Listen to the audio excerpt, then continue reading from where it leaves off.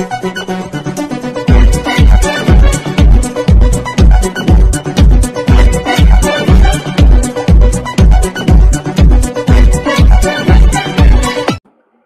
To the BN9 news channel. మా లక్ష్యం ప్రజాపక్షం.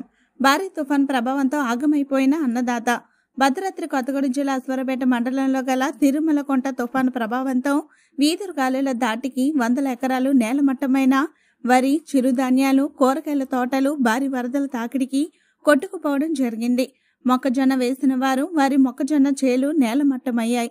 భద్రాద్రి కొత్తగూడెం జిల్లాలో ప్రభుత్వ అధికారులు పరిశీలించి ప్రభుత్వం తరపున ఆదుకోవాలని రైతులు కన్నీటి పర్యంతమై వారి ఆవేదన వ్యక్తం చేస్తున్నారు.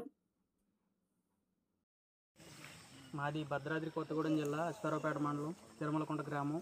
మా పేరు వీరంకి నాగమురళి. మాది 5 ఎకరాల పంట అకాల వర్షాల కారణంగా కొట్టుకొని పోయింది.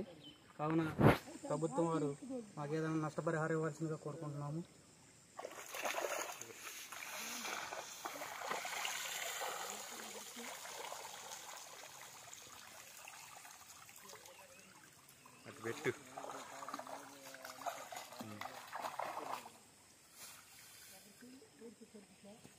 పేరు కృష్ణాచార్యరావు, తిరుమలకొండ.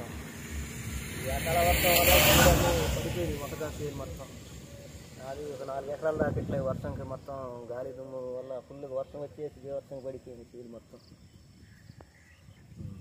గవర్నమెంట్ నుండి నష్టపరిహారం ఇప్పించండి ఎంతో కంపెనీ. చేలు మొత్తం దగ్గర ఇప్పటికి 40-50 వేల రూపాయలు పెట్టుబడి ఎక్కింది. తుఫాను ఘాటికి మొక్కజొన్న చేను 10 ఎకరాల దాకా నష్టం వచ్చింది. ఈ వరి పొలం ఇది రైతులు తిరిగే రోడ్డు, దీని నిండా మొక్కజొన్న చేను పెట్టి మొత్తం వాటర్ పట్టి పాడైపోయింది.